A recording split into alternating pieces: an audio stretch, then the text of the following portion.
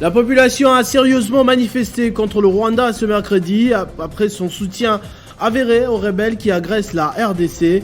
Les manifestants ont tenté de forcer la barrière avec le pays voisin pour passer le message. Le Congrès s'est réuni ce mercredi pour l'investiture de nouveaux juges de la Cour constitutionnelle. Ce matin, le porte-parole du président de la République avait lu un bon nombre d'ordonnances promulguées par Félix Tshisekedi. Au quartier Kanluka, les travaux de construction et réhabilitation de la voirie urbaine s'accélèrent depuis le passage du chef de l'État. Seulement, quelques riverains s'opposent à la destruction de leur maison malgré les dédommagements prévus par le gouvernement.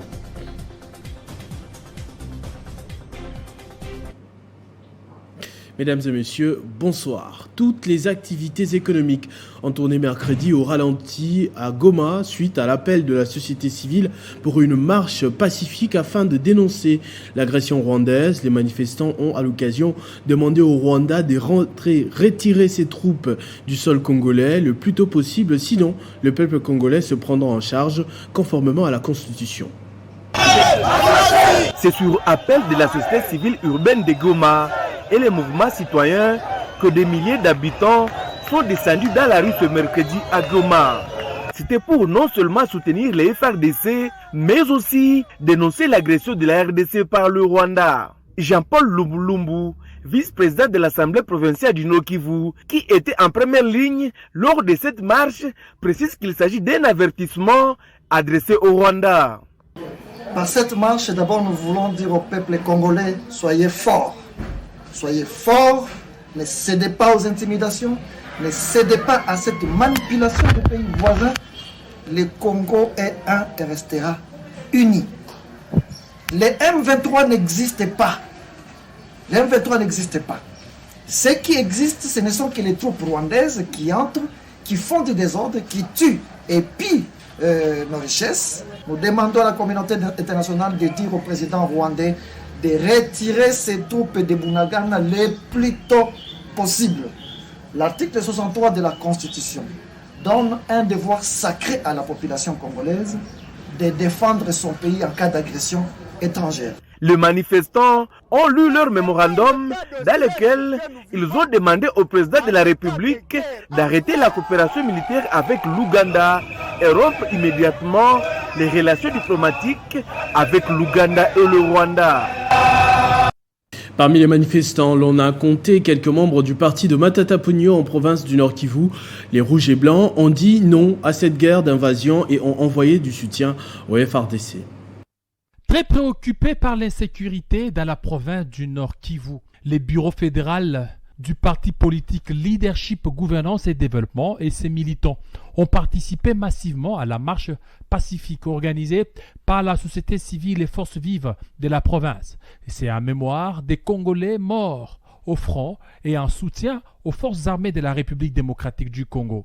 C'est un appel général, un appel citoyen. Donc ici nous sommes là, sans nécessairement au nom de la couleur politique. Quand le pays est menacé, le débat sur à majorité opposition n'a pas de sens.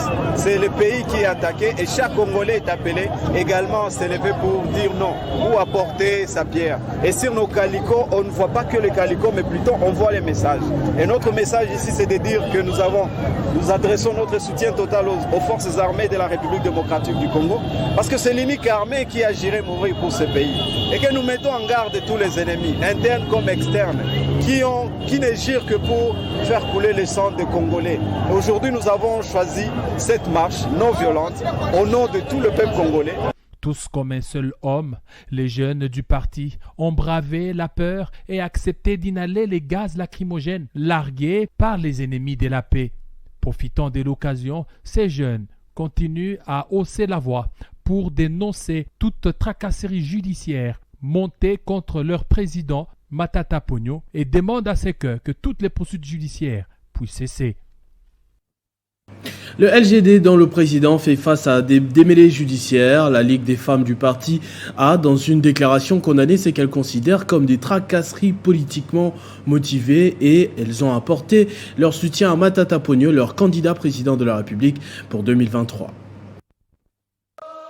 Par cette déclaration, joindre leur voix à celle des autres catégories de la couche sociale pour apporter leur soutien indéfectible à l'autorité morale Matata Ponyo, pour lui dire qu'il n'est pas seul dans ce combat, qu'il peut compter sur les femmes de son parti Leadership et Gouvernance pour le développement. Nous les mamans, nous sommes réunis pour donner la victoire à notre président national, Matata Ponyo. Nous détenons la clé de sa victoire. Donc c'est pour cela que nous sommes réunis tous ensemble. Nous avons formé une force, une dynamique pour à ce que nous puissions démontrer notre courage, notre engagement, lui dire que Matata Ponyo n'est plus seul. Nous sommes toujours là derrière lui et nous allons l'accompagner à chaque lutte. Tous les mamans du Congo, une fois réunies, ça va se faire, tout sera possible. Nous sommes fatigués. Donc les mamans veulent changer les choses. Nous voulons un changement. Travaillons ensemble, battons ensemble pour une seule cause. 2023, ces femmes ne jurent que sur la candidature de Matata Ponyo à la magistrature suprême et demandent à ce que toute poursuite judiciaire motivée par des raisons politiques cesse et que Matata Ponyo recouvre tous ses mouvements de liberté. Le président de la République a assisté ce mercredi au Palais du Peuple à la prestation de serment des nouveaux juges de la Cour constitutionnelle pour la deuxième fois en 2 ans. Christian Yuma Bahati, désigné par les cours et tribunaux, Sylvain Lumbaya par le chef de l'État et Dieudonné Manza Bondia, choix du Parlement, vont compléter l'équipe de la plus haute cour. Conseiller à la Cour de cassation. Nommé récemment par ordonnance du président de la République Félix Tshisekedi, les 3 juges de la Haute Cour ont prêté serment devant le magistrat suprême Félix Antoine Tshisekedi Tshilombo et le Parlement réunis en congrès. Je jure solennellement de remplir loyalement et fidèlement les fonctions de membre de la Cour constitutionnelle de la République démocratique du Congo. Il s'agit de Lumumbaya Sylvain et Yuma Bahati, désignés à ces postes par la présidence de la République et le Conseil supérieur de la magistrature, ainsi que de Manza Bondia Dieudonné qui vient du Parlement. La cérémonie des prestations de leur serment avait été annoncée par les 2 speakers du Parlement au cours de la plénière respective du mardi 14 juin. Ces 3 membres de la Cour constitutionnelle viennent remplacer Dieudonné Kalouba, Prince Funga, éjecté par la Haute Cour après un tirage au sort, et Polycarpe Mungulu, décédé le 8 avril dernier. Pour rappel, selon l'article 58 de la Constitution, la Cour constitutionnelle comprend 9 membres nommés par le président de la République, dont 3 sous sa propre initiative, 3 désignés par le Parlement réuni en congrès et 3 désignés par le Conseil supérieur de la magistrature. Les 2 tiers de membres de la Cour constitutionnelle doivent être des juristes provenant de la magistrature, du barreau ou de l'enseignement universitaire. Le mandat de membre de la Cour constitutionnelle est de 9 ans, non renouvelable. La Cour constitutionnelle est renouvelée par tiers tous les 3 ans. Toutefois, lors de chaque renouvellement, il sera procédé au tirage au sort des membres par groupe. Le président de la Cour constitutionnelle est élu par ce pair pour une durée de 3 ans renouvelable une seule fois.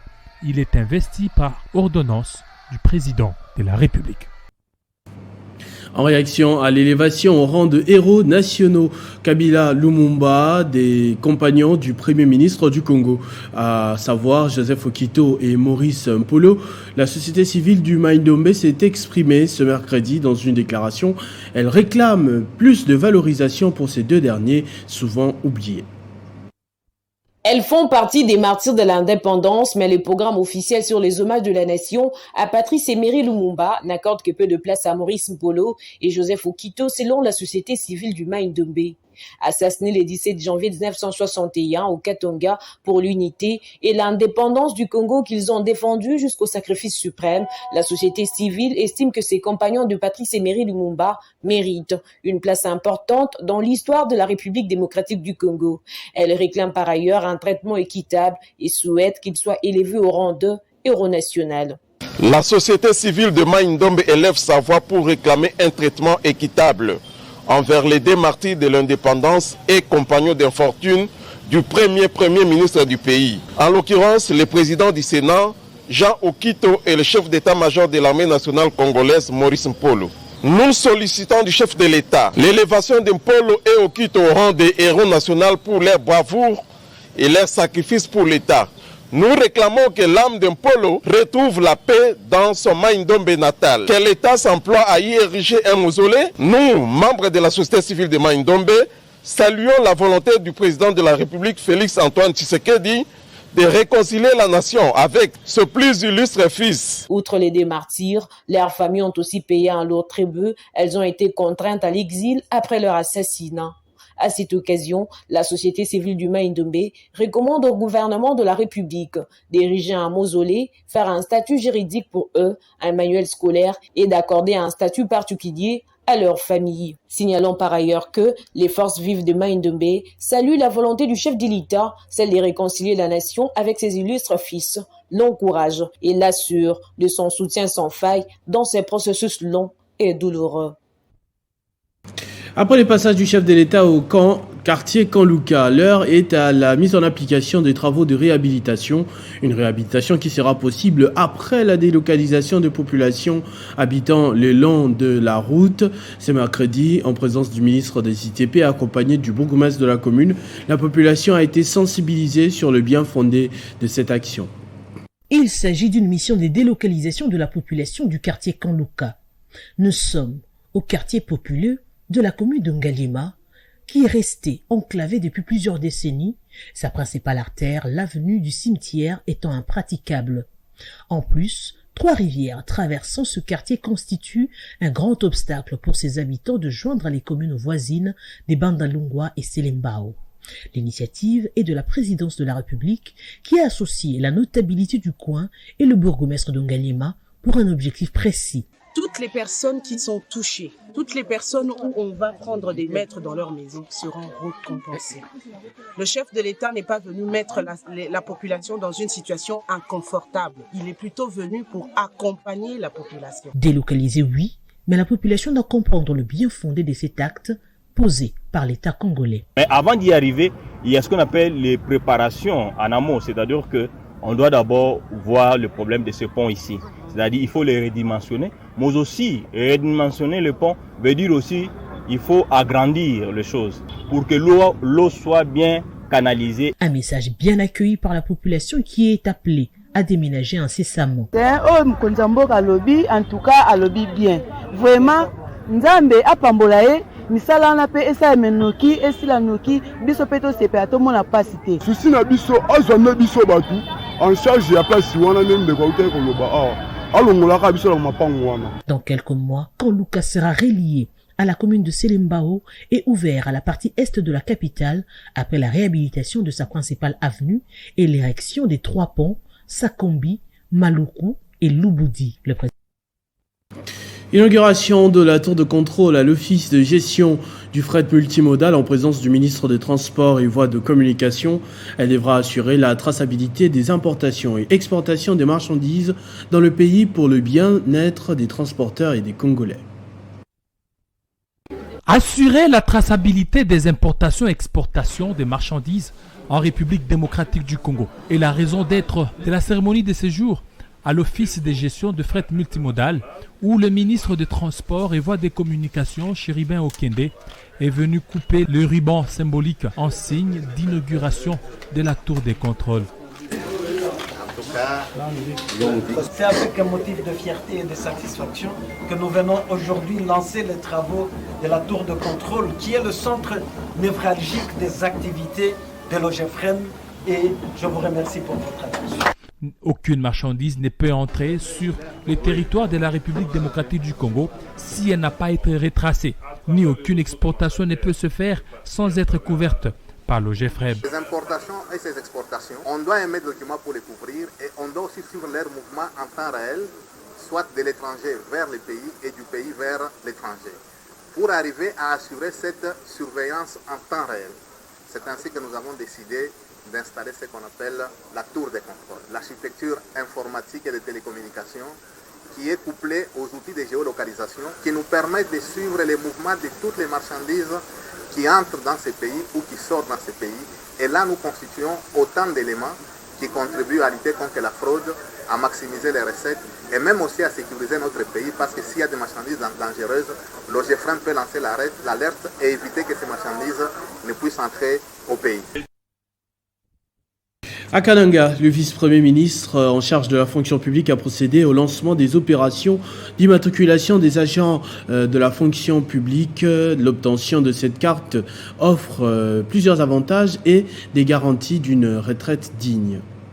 Évaluation du fonctionnement de l'administration publique, le vice-premier ministre, ministre de la fonction publique Jean-Pierre Liaou, a conféré avec les chefs des divisions et les chefs des bureaux à Kananga ce mardi au bâtiment administratif de la fonction publique. À l'occasion, le patron de l'administration publique congolaise a procédé au lancement de l'opération de l'immatriculation par la SENSAP. Le premier immatriculé ont obtenu leur carte en présence du gouverneur ad interim de la province du Kasaï central. Durant 3 mois, les opérateurs de la SENSAP vont devoir effectuer cette opération dans cette province pour permettre aux agents et fonctionnaires de l'État de bénéficier des services de la SENSAP qui offrent les garanties d'une retraite digne aux agents publics de l'État. Dans sa communication, le VPM Jean-Pierre Liaou a démontré les avancées déjà réalisées pour le redressement et la modernisation de l'administration selon les directives du chef de l'État sous la supervision du Premier ministre chef du gouvernement Samalou Kondé.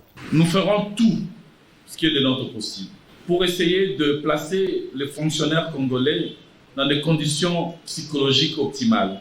La plus grande bataille qui nous reste à mener, c'est la bataille pour l'intérêt général sur les intérêts privés. Dans leurs interventions, les chefs de division et des bureaux ont remercié les vice-premiers ministres, ministres de la fonction publique pour les avancées réalisées dans l'amélioration des conditions de vie et de travail des agents publics de l'État depuis son avènement à la tête de l'administration publique. Maîtrise des effectifs et de la masse salariale, redressement de l'administration publique, modernisation, rajeunissement de l'administration publique et mise à la retraite digne des agents et fonctionnaires de l'État, les jalons ont été jetés pour une fonction publique à la hauteur de la grandeur de la République démocratique du Congo.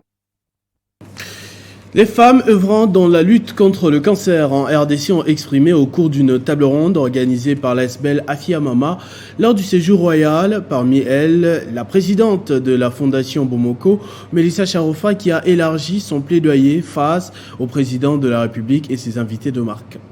C'est au président Félix-Antoine Tshisekedi et à la reine Mathilde de la Belgique que ces femmes œuvrant dans la lutte contre les cancers ont exposé leurs problèmes.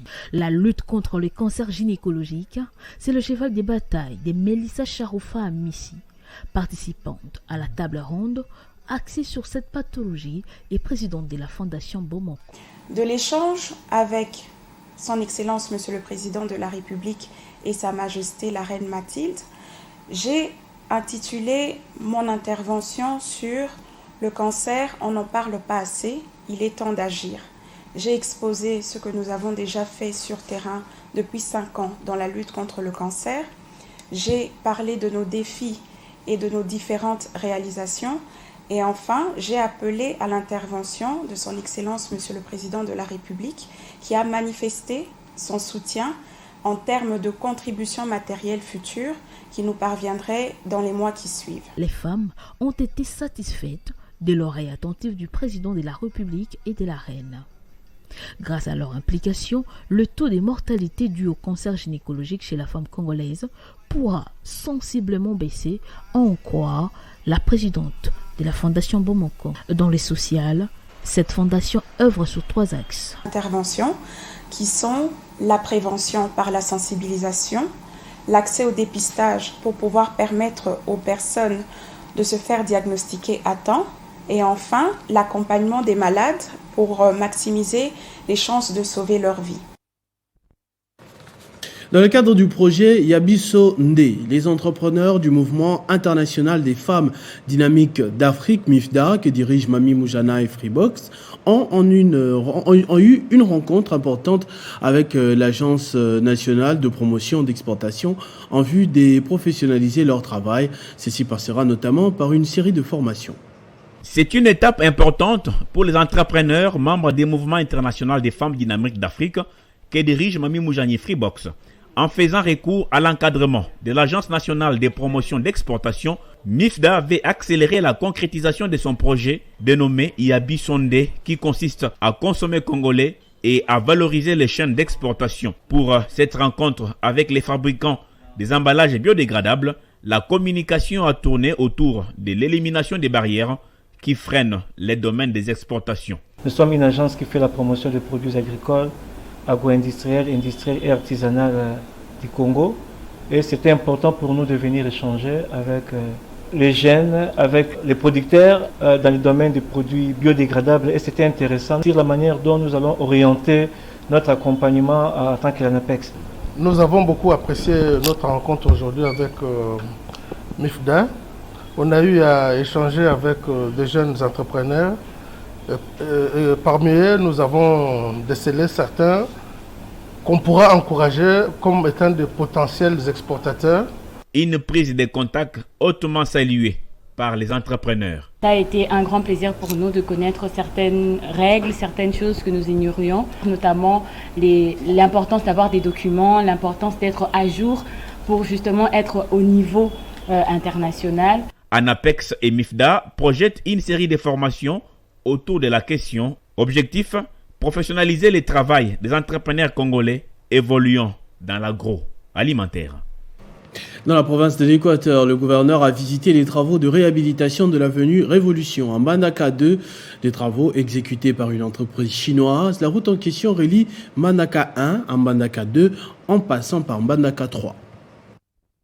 Mbandaka, ville actuellement dominée par de chantiers de travaux de réhabilitation et de modernisation de routes, pousse le gouverneur de province, Boloko Bolumbu Bobo, à consacrer presque l'ensemble de son temps sur le terrain, constater l'avancement des dits travaux et en même temps écouter sa population. Bobo Boloko a visité le chantier de l'avenue Révolution à partir de Mbandaka 2, travaux exécutés par l'entreprise chinoise GGPI. Le détail par l'ingénieur congolais Jonsi Kamanda. Justement, on avait déjà commencé de l'autre côté, c'était Ebeko. Pour le moment, c'était depuis hier qu'on avait commencé déjà la route de l'avenue Révolution. Donc on va progresser et je crois de là jusqu'ici c'est 6 km. Donc nous demandons la main de son excellence, monsieur le gouverneur, par rapport à un peu petite difficulté qu'on peut commencer. Et voilà. À titre d'information, l'avenue Révolution dont il est question relie Mbandaka 1 à Mbandaka 2 en passant par Mbandaka 3 et abrite l'université de Mbandaka et la maison communale de Wangata.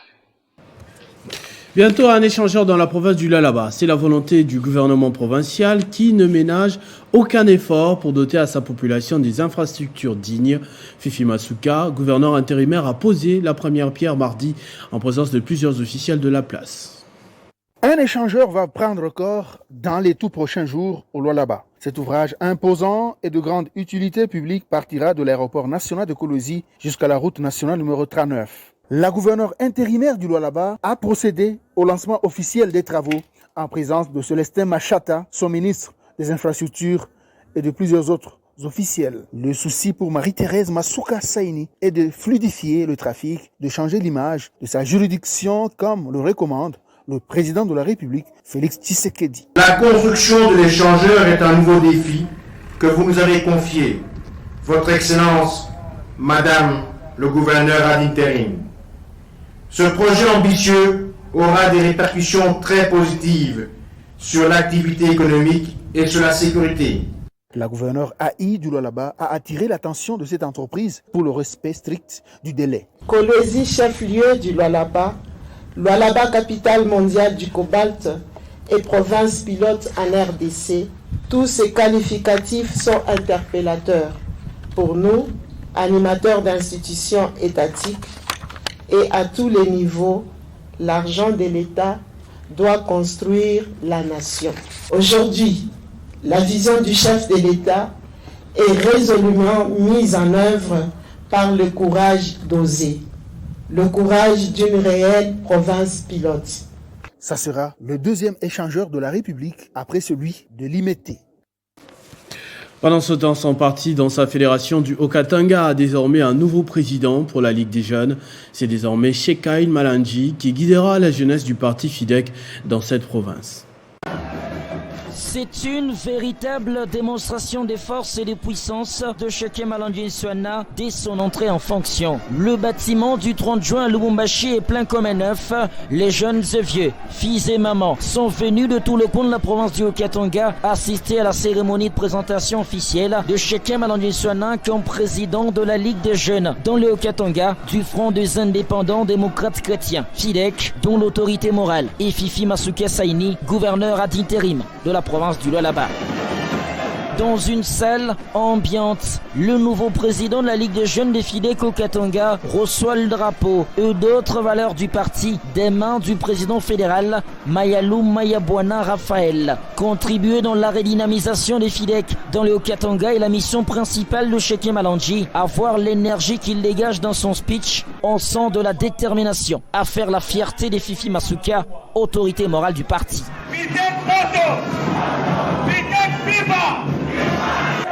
Merci. Unaonesha mapendo ya parti.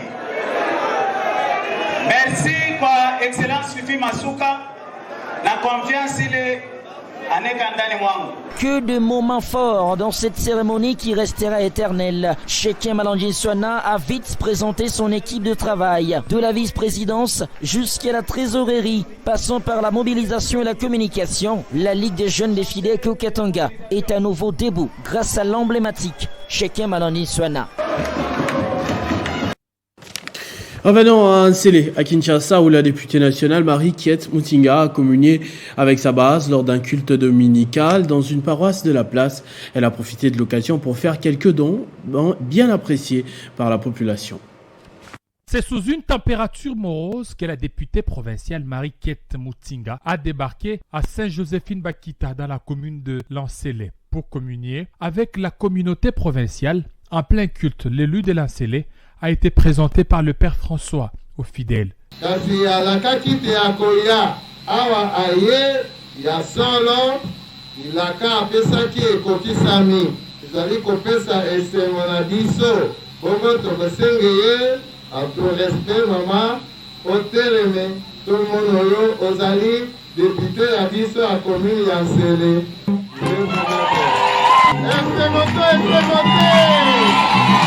Profitant de cette visite, la jeunesse provinciale s'est adressée à elle en ces termes. Maman honorable Mutinga Marie, nous sommes très reconnaissants pour ce geste symbolique de partager de pain que vous manifestez ces jours.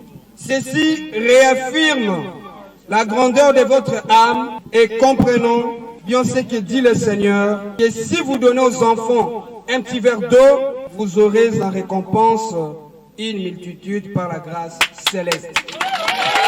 Et pour matérialiser cette communion avec les fidèles de la paroisse Saint-Joséphine-Bakita, Marie-Kiet Mutinga a offert un don aux fidèles, mais aussi un important lot de 150 sacs de ciment qui permettra de bâtir une église moderne. Un an après son décès, la famille Indambuito s'est réunie en la paroisse Sainte-Anne à Gombe pour une messe d'action de grâce en mémoire de leur père, Jean Baudouin Indambuito, décédé le 14 juin 2021. Plusieurs personnalités politiques ont pris part à cette célébration eucharistique. Nous sommes dans la commune de la Gombe où ils ont répondu présent à la messe d'action de grâce en mémoire de Jean Baudouin Indambuito Bakato, décédé il y a un an. À la paroisse Sainte-Anne, plusieurs autorités politiques, sportives et la notabilité de la province de la Chopo sont venus honorer la mémoire de cet homme d'État et grand notable de la province de la Chopo. L'officiant du jour, Monseigneur Massilanga, secrétaire général de la Sanko, est revenu sur les qualités de ce personnage et pris de paix. La famille représentée par les enfants Indambuito et l'ancien président de la CENI a pris la parole pour rappeler les caractéristiques de leur défunt papa et à l'occasion remercier l'assistance pour le soutien manifesté lors de cette dure épreuve. Rassemblant, en paix, offrez tous toujours disponible. Anciens patriotes, grands frères, amis, qui oubliera l'acteur dont la cité au travail, ta finesse dans l'analyse de l'action politique, ainsi que ton indépendance d'esprit qui ont forcé l'admiration et l'estime du maréchal de.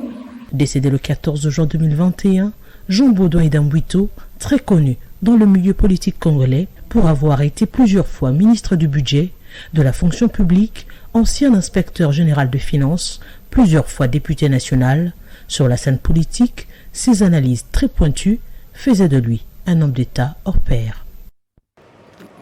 Ce journal est terminé, je vous en rappelle tout de suite les principaux titres.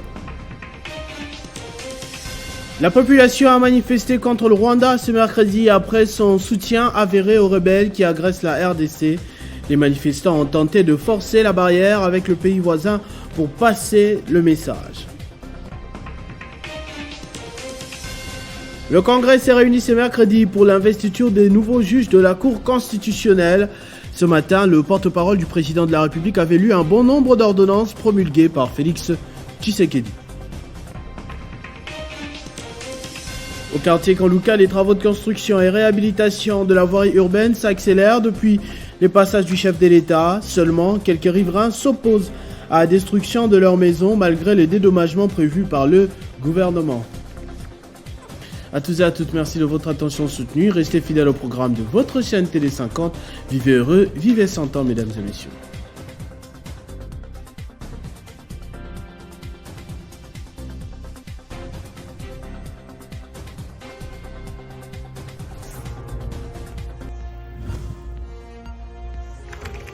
L'actualité reste inconnue.